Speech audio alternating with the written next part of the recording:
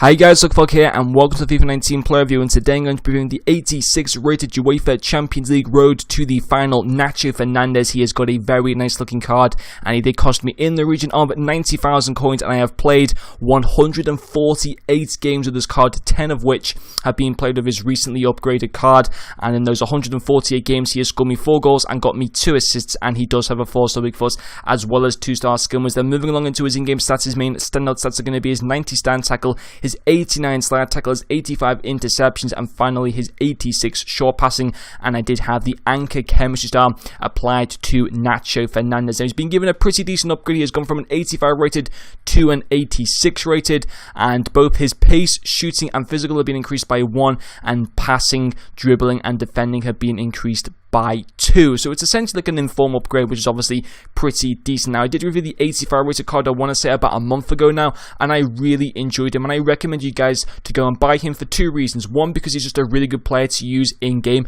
and 2, to buy him as an investment because it's likely he's going to get quite a few upgrades, as Real Madrid usually do well in the Champions League, and obviously I expect him to go pretty far in the knockout stages as well. So getting into his first pro for me is going to be his tackling with the anchor chem style. He goes to 99 on both stand tackle and slide tackle, which is insane. His interceptions as well are increased to 90, which is pretty decent, and his marking goes up to 88. Tackling wise, absolutely fantastic, and you would expect that because his tackling is at 99, which is literally the best it can be at.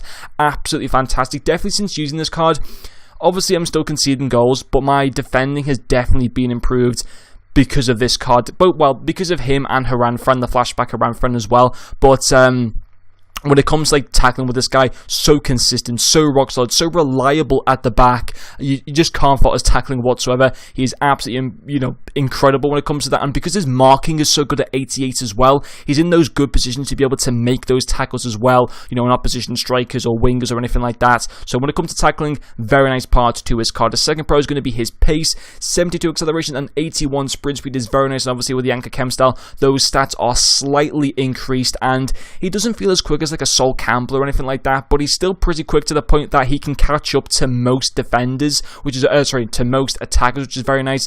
I was playing for Champions before and I was getting smashed by this team, but he was able to catch up to players like the 94 rated Ronaldo, which is absolutely insane. I mean the CR7, not the icon Ronaldo, but which is absolutely fantastic. That was really surprising to me that Nacho Fernandez was able to catch up to him. It's kind of unrealistic to an extent, but at the same time, I'm not going to complain because that's tough luck on the guy that spent 2 million coins on Ronaldo. That is not my problem, and it was great to see that he was able to actually catch up to really quick players like him, and obviously definitely his pace is a good part to his card. And then his final pro is going to be his heading.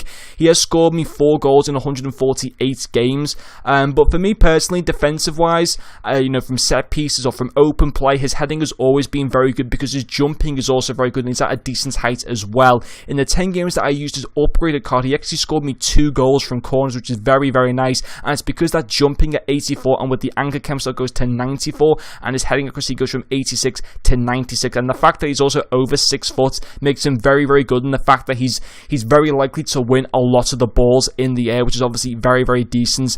Obviously it's good from corners when you're trying to defend them, and obviously when you're trying to get a goal on the attack as well. So overall, would I recommend buying this card? It's the same as the 85. Yes, I would recommend buying him. I believe he is over 100,000 coins now, but even so, I'd probably be prepared to pay about 150,000 coins for this card, without a doubt, maybe even 200,000 coins, because of the fact that he could obviously get further upgrades in the next couple of months when the Champions League does eventually return.